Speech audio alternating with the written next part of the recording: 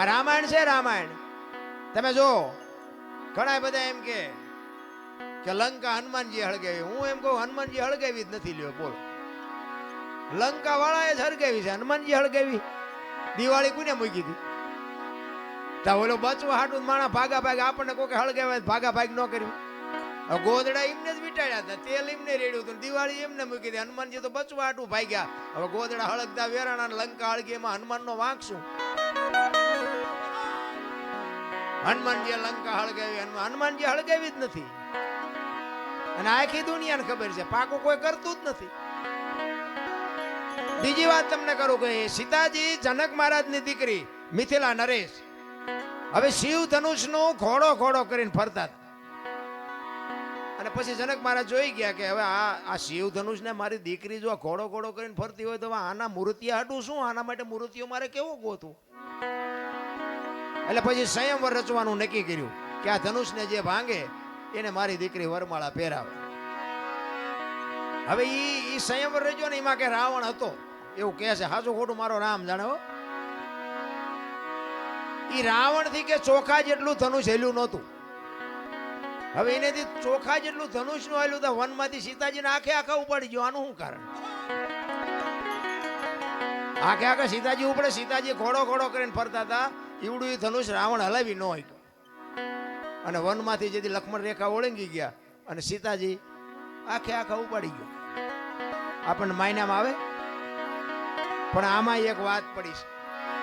ભોળાનાથ અને પાર્વતી બે જયારે હિમાલય ઉપર હતા ને ત્યારે પાર્વતીમાં વિષ્ણુ ભગવાનને અહીંયા બેહવા માટે ગયા અને વિષ્ણુ ભગવાને મકાન બનાવ્યું હતું. એટલે લક્ષ્મીજી બધું બતાવવા માંડ્યા, જો આ મેં મકાન બનાવ્યું, અહીંયા અમારે જમવાનું, ના અહીંયા અમારે રહેવાનું, ના હુવાનું, ના રસોડું, ના ફલાણું, ના ફલાણું. બૈરાનો સ્વભાવ હોય, ઘરમાં કંઈક વસ્તુ લાવે આજુબાજુ બૈરા ભેગા થઈને બધું દેખાડે. એટલે પાર્વતીને કહે છે કે મેં આ બધું બનાવ્યું અને તમારે દીકરા મોટા થયા કે મકાન બકાન કઈ કરવા નથી. એ કે આ તો અમને હાય વિરુદ્ધ નહીં હતા. પાર્વતી ઘરે આવીને ભોળાનાથને કહે છે કે પ્રભુ મકાન આપણે નથી કરવું, આ છોકરા મોટા થઈ ગયા. ભોળાનાથ વિચાર કરે ખરું મકાન નું અત્યાર સુધી કોઈ ધ્યાન મગજમાં આવ્યું જ નહોતું, અત્યારે ક્યાં જાય? એટલે કે વિષ્ણુ ભગવાન ને અહીંયા બેહવા ગઈ હતી, એમને કે સુંદર મજાનું મકાન બનાવ્યું કે આપણે નથી બનાવવું. એટલે કે એ વાત સાચી તમારી, પણ કે આપણી પાસે પૈસા નથી. હું તમને ભભૂતિ આપું, ભભૂતિ લઈને જાઓ વિષ્ણુ ભગવાન ભાઈ એના બરોબર હોનું લઈ આવ્યો અને હોનું વેચીને આપણે મકાન કરીએ, કારણ કે આપણી પાસે પૈસા છે નહીં. ભોળાનાથ ને ખીસું જ નહોતું, પૈસા ક્યાંથી હોય રાખવા જ. એટલે ભભૂતિ આપીને એટલે પાર્વતી કહે છે કે આટલી ભભૂતિમાં કેટલું હોનું આવશે? કે પણ લઈ તો જાઓ, એટલું તો લઈ આવો, પછી કંઈક આગળ જોઈશું. એ ભભૂતિ લઈ અને પાર્વતીમાં ગયા છે અને ત્યાં જઈ અને પછી કીધું કે આના બરોબર અમને હોનું આપો. હવે સાબડા મૂક્યો, ભોળાનાથની ભભૂતિ ઊંચી થાય. બાપુ હોનાના ઢગલા મીડ્યા કરવા હો, ગાડા ભરી ભરીને હોનું મીડ્યું જવાનું, સાબડું ઊંચું ન થાય. હવે અહીંયા ઢગલે ઢગલા થયા હોનાના. પછી કે આટલું બધું હોનું જતા ઈંટું પાણાનું શું માથાકૂટ કર્યું? હોનાનું જ બનાવાય ને. એ હોનાનું મકાન બનાવ્યું અને વાસ્તુ પૂજન કરવા માટે તેથી સારામાં સારો ને વિદ્વાનમાં વિદ્વાન બ્રાહ્મણ રાવણ, એ રાવણને બાપુ અહીંયા વાસ્તુ પૂજન કરવા માટે બોલાયો.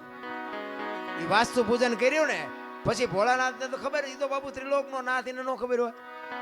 એટલે પેલા પાર્વતી પાસે ગયા કે આ ભૂદેવને શું આપશું આપણે દક્ષિણામાં? એ કે એને રાજી કરી દો, જે માગે આપી દે. એ કે જો જે માગશે આપી દે, પછી મારી માએ લોહી ન પીતા. કારણ કે હવે આપણું આપણે એક પ્લાસ્ટર કર્યું હોય તો બૈરું રાજીનું રેડ થઈ જાય, બદલે આખું હોનાનું મકાન એટલે બૈરું રાજી કેટલું હોય. એ કે એને જે જોઈએ આપી દો, પણ એનું મન છે જ નહોતું ભાઈ. એ કે વાંધો નહીં. અહીંયા ગયા, રાવણને કીધું ભૂદેવ બોલો હું આપું? એ કે જે આપવું એ આપો ને. કે ના તમે માગો એ આજ આપવું છે. એ કે આવું મારે એક મકાન જોયું છે. ભોળાનાથ કે તથાસ્તુ. પાર્વતી પાસે આવ્યા. એ કે હાલો કે ચિંપા કે મહણિયામાં. એ કે કાં? એ કે આ ભોળા મેં બામણને આપી દીધું દક્ષિણામાં. એ કે હું કામ આપ્યું? એ કે કકડાટ ન કરશો, તમને પેલા પૂછીને ગયો તો કે માગે આપી દઈશ. અને પછી બાપુ પાર્વતી ગયા અહીંયા રાવણની પાસે અને રાવણ પાસે જઈને બાપુ પાર્વતી કહે છે કે ભૂદેવ ભૂદેવ માંડ માંડ મકાન બનાવ્યું, તમે લઈ લીધું ને? લઈ લ્યો. પણ આ મકાનને જો એક દી ભડકે ન બાળું તો હું શક્તિ નહીં લખવું, અહીંયા લખી લેજો. આ સીતાજીને બાપુ અહીંયા જવાનું જ હતું. નકર સીતાજીની બાપુ એની સામે દ્રષ્ટિ પડે ને તો રાવણની રાખ બાપુ આ ધરતી ઉપર ન પડે, રાખ ઉડી જાય. ઈ દીકરી હતી સીતાજીને. તમે શું માનો છો? એની તાકાત જ નથી કે રાવણ એની સામે દ્રષ્ટિ કરે. અને રાવણે બાપુ સીતાજીને ઉપાડ્યા ને તારે માં કહીને ઉપાડ્યા છે કે માં તું આવ્યો ને તો મારો બાપ આવે, અને ઈ મને મારે ને તો મને મુક્તિ મળે, અને અહીંયા આવે ને તો મારી લંકા પવિત્ર થાય. બાપુ રાવણ જેવો તેવો નહોતો. ચાર વેદ જેના મોઢે હોય, નવ ગ્રહ જેને ઢોલીએ બાંધ્યા હોય, પવન પાણી ભરે વાહ વાસીદું કરે, ગણે ગાયું ચારે રવિ રસોઈ બનાવે, શિવ જેનો ભંડારી હોય, યમના દૂત બાપુ એને રજા લેવા આવવું પડે કે અમે એનો જીવ લેવા જઈએ છીએ. અને આ ધરતી ઉપર 14 ચોકડીનું રાજ કર્યું રાવણે. સતયુગ, દ્વાપર, ત્રેતા ને કળિયુગ, 4 યુગની એક ચોકડી થાય. 14 ચોકું ને 56 યુગ સુધી આ ધરતી ઉપર રાવણ રહ્યો છે એવું કહે છે સંતો. કેટલું એનું તપોબળ છે, કેટલો વિદ્વાન છે. અને રામ ને બાપુ ઠેઠ ત્યાં સુધી થકો થયો તો બાપુ એનું ભજન તો કઈક હશે ને. પણ આપણને છે ને કઈ આમાં સમજાતું જ નથી. આપણે મને તો એમ થાય કે ચારે બાજુ કથાયું વંચાય છે, ધૂનું બોલાય છે, ભજન થાય છે, માતાજીના માંડવા થાય ને, હવન થાય ને, પ્રતિષ્ઠાયું થાય ને, મંદિર થાય, તો બગાડ કાં નથી ઉભો રહેતો? વિચારવા જેવું તો છે ભલામણા. કઈક આપણા ગઢ આવું કઈ કરી જ નહોતા શકતા. તો આ ચોરી ને લોટપાટ ને મારી નાખવાને, તોડી નાખવાને, અત્યાચાર ને ગમે એની દીકરી ઉપાડી જાવી, આ બધું તમે જોવો તો ખરા કેટલું બધું અંધારું હાલ્યું જાય. તો આ કથા એવું વંચાય છે ખોટું છે? એ કેમ કેવું ખોટું છે? હવે આમાં માણસના જીવનમાં જો ઉતરે નહીં આ વાત તો આ કથામાં ફાયદો કોને? મંડપ વાળાને, સાઉન્ડ વાળાને, સાજિંદાને, અમારા જેવા કલાકારને, રસોઈયો હોય એને. બાકી કોને ફાયદો? હવે તો આ 2-5 લાખ રૂપિયા 10 લાખ રૂપિયા આમાં નાખવા તેના કરતા પાદરા ગાયું ખડમાં દઈ દીધા હોય તો. ગામો ગામ કથાયું વંચાય, ગામો ગામ. અમારે તો રોજ ફોન આવે કે અમારે પ્રોગ્રામ રાખો, અમારે રાખો. અમે પછી કહી દે કે આટલા થાય છે, કથાયું કરો જે કરો એ.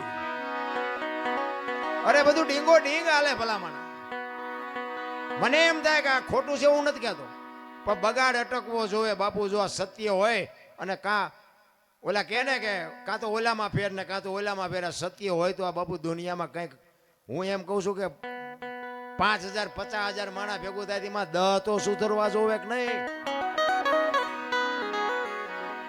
અમે એક જગ્યાએ આમ ગુજરાતમાં ક્યાં ગયા હતા, ગામનું નામ ભૂલાઈ ગયું. કથા એટલે અમે જોયું કે કથા છે, એમ ગાડી આંકતો એ વખતે. એટલે અમારે થોડોક ટાઈમ હતો, કીધું હાલો ને આપણે કથામાં જઈને બેહી.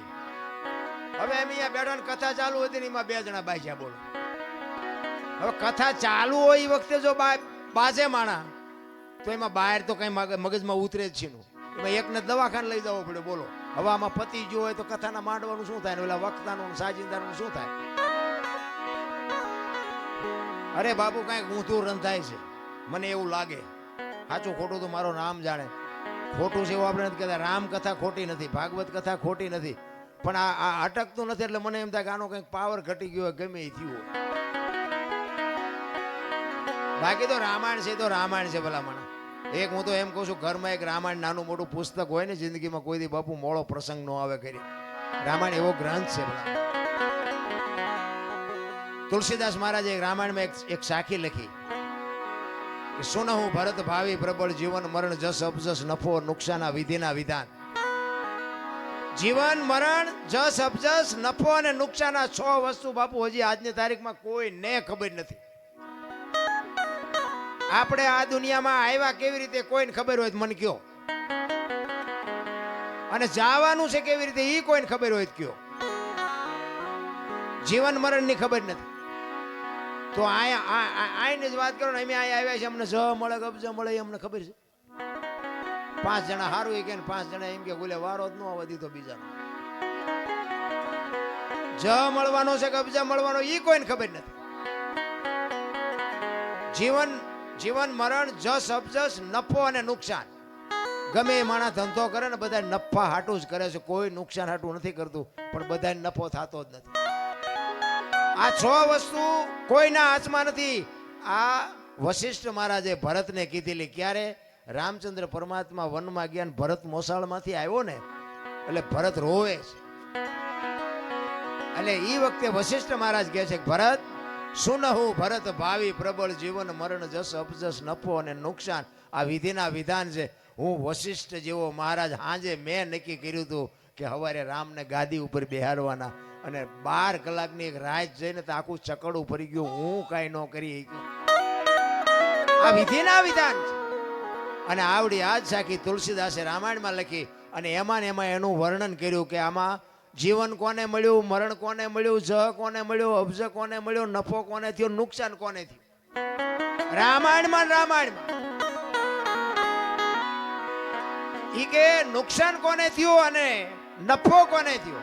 તો નુકસાન બાપુ રામની માં કૌશલ્યાને થયું. જુવાન જો દીકરો અને વહુ બે વનમાં જતા હોય તો માં માથે તેથી કેવી વીતી છે. નુકસાન થયું કૌશલ્યાને, નફો થયો સબરીને. બાપુ રામને અહીંયા જવું પડ્યું. કાંઈ લેવા દેવા નહીં. ભીલડીની દીકરી બાપુ, કોઈ વેદનું, શાસ્ત્રનું, માણાનું, ગામનું કોઈ જ્ઞાન નહીં. રામને અહીંયા જવું પડ્યું. સબરીને બાપુ નફો થયો ને હગી જનેતાને નુકસાન થયું. તો કે જીવન કોને મળ્યું અને મૃત્યુ કોને મળ્યું. મૃત્યુ મળ્યું રાજા દશરથને. રામ જેવો દીકરો હોવા છતાંય બાપુ મૃત્યુને રોકી ન શક્યો. મૃત્યુ મળ્યું દશરથને, જીવન મળ્યું અહલ્યાને. હરાપમાંથી મુક્ત થઈ ગઈ. તો કે આમાં જ કોને મળ્યો ને અબજ કોને મળ્યો. અબજ મળ્યો કઈ કઈને અને જ ખાટી ગયા વાંદરા. તેથી રામને કોઈ નો કામમાં આવ્યા, વાંદરા જ કામમાં આવ્યા.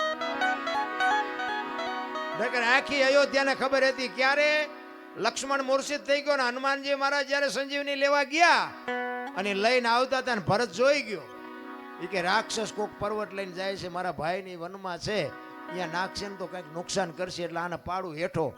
એ બાણ મારીને હનુમાનને હેઠા પાડ્યા ને એ વખતે હનુમાનજી આખી ડિટેલ આપી કે આવી પરિસ્થિતિ છે, લક્ષ્મણ રે એવું નથી અને હું એની સંજીવની લેવા માટે જયો હતો અને એટલા માટે આ તમે મને આ પાડ્યો. હવે દીવ ગયા પહેલા ન પગું, લક્ષ્મણની જોખમ થઈ જાય.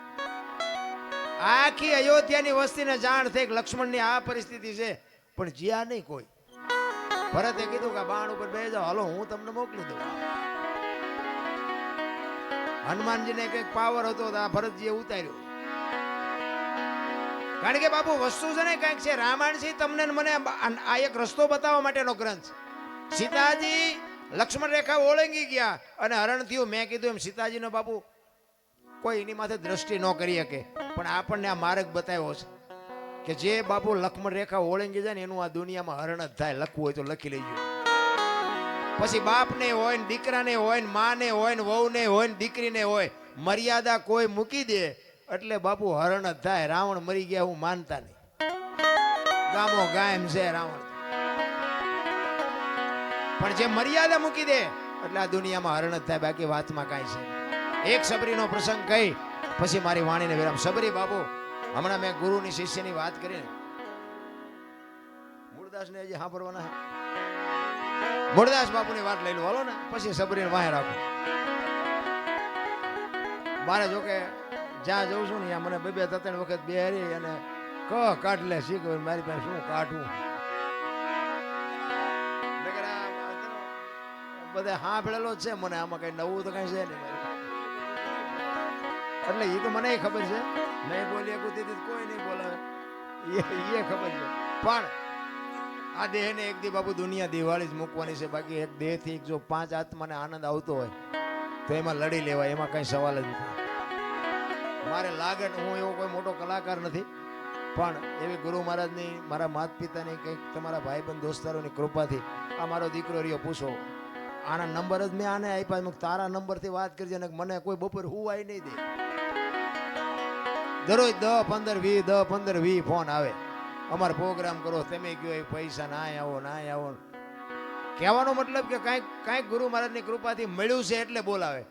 મારા ગામમાં કેટલાય ડાયા માણા નહીં હોય મારા કરતા. પૈસાદાર છે, મારા કરતા રૂપાળા છે, આબરૂ વાળા છે, બધું એ છે, કોઈ નથી ફોન કરતું. એટલે એ ગુરુ મહારાજની કૃપા છે અને બધા સાંભળે છે એટલા માટે. પણ મારો કહેવાનો મતલબ એ છે કે જે આ મૂળદાસની વાત કરીને કે કોકનું ઝેર પીવે ને કોકના હાથમાં ને. અમારે અહીંયા હમણાં વડનગરમાં એક પ્રોગ્રામ હતો ને, ઓલું માવઠું થયું હમણાં, હવે ઈ આના જેવો મારો પ્રેમી મને કે બાપુ મારા બાપુ વી ગયા છે ને મારે ભજન રાખવા છે. ખર્ચો કેટલો નાનો માણા બિચારો મજૂરી કરે. મેં કીધું ખર્ચ કાંઈ ન થાય તારે ભજન રાખવું હોય ભજન થઈ જાય. પણ મને કે મને અંદાજ તો ગયો. મેં કહ્યું એક નાળિયેર લઈ આવજે, બીજું કાંઈ કરવું નથી. અને આ મેં કહ્યું ઉસ્તાદના ને બેનજાવાળાના મેં કહ્યું અમે ભાઈબંધ દોસ્તાર 50 કાઢીને એમને આપી દેવું. એ કે ના ના એમ તો કે હું સાઉન્ડ બાઉન્ડ લાવીશ. એ મેં કહ્યું તારે લાવવું એટલે લાવજો ને કે આપણે સાઉન્ડ વગેરે ભજન થાય છે. અમે એ લઈ આવ્યો બિચારો સાઉન્ડ લઈ આવ્યો અને કુદરતને કરું ચતુરભાઈ અમે બે હતા ને ચતુરભાઈ મેં કહ્યું તમે ગણપતિ માંડો. એ ગણપતિનું બાબુ ભજન પૂરું ન થયું, વરસાદ મળ્યો ખાબકવા. હવે બજારમાં રાખેલું એ કાગળ ને બાગળ ને બધું સાઉન્ડ ઉપર રાખ્યું. હવે બે એવું જ છે નહીં. ઓલાનો ભાવ બિચારો અંદરથી એટલો બધો દુઃખી થયો કે મારે ભજન કરવા હતા મારા બાપા વાંહે અને ભજન હવે વરસાદ નહીં કરવા દે. એટલે મેં કહ્યું તું મોડો પડીમાં તારે ભજનનું જ કામ છે કે બીજું કંઈ કામ છે. પણ કે હવે આમાં મેં કીધું આ પણ તારી ઓરડી તો છે ને, પણ કે ઓરડી છે એમાં કે હમાય એવું જ નથી કાંઈ. કે મારી પાસે મોટી શેટી પડી છે, મારી પાસે 8-10 જણા. મેં કહું આપણે છીએ 10 જણા જ તે. પણ મને કે ઓલી શેટી કે અડધો રૂમ રોકી રાખે. મેં શેટીમાં તમે સડી જઈશું તમે હેઠા બેસજો. એ કે પણ સાઉન્ડ ક્યાં રાખવું? મેં સાઉન્ડ જોતું જ નથી. અને ચતુરભાઈને તમારે પૂછવું હોય પૂછજો. વગર સાઉન્ડે બાપુ ભજને કર્યા ને થાળે કર્યો ને ધોને કરીને પરભાતી કરીને ઊભા થયા. બાપુ એનું હયું એવું ટાઢું થયું ને કે બાપુ મને એમ હતું વરસાદ આવ્યો હવે ભજન નહીં થાય. કહેવાનો મારો મિનિંગ કે ભાવ છે, પ્રેમ છે. અને અમને આપ્યું ને જો પીરસીને તો અમારા જેવા નમાલાય કોણ કહેવાય ભલા. મારે માણાની કોઈ જરૂર ન હોય. મને તો એવા અધિકારી 5 બેઠા હોય ને એટલે મને એમ થાય કે શું અમને આપી દઉં. બાકી તો કોઈ બાપુ અમારે અહીંયા કોઈ કોથળા નથી નાખી જવાનું. પણ મારો કહેવાનો મિનિંગ એ છે કે આ કંઈક લેવા જેવું છે, આ કંઈક ખાવા જેવું છે. આમાંથી 2 જણાને મારી વાત ગળે ઉતરે ને એટલે મને એમ થાય કે મારી રાજ સુધરી છે, બસ બીજું કાંઈ છે નહીં. આમાં કોકના જીવનમાં બાપુ કોકના દુઃખમાં જો ભાગ પડાવી શકી ને તો જ મારો નાથ નોંધ કરે. બાકી એમ નામ નથી થાય એવું.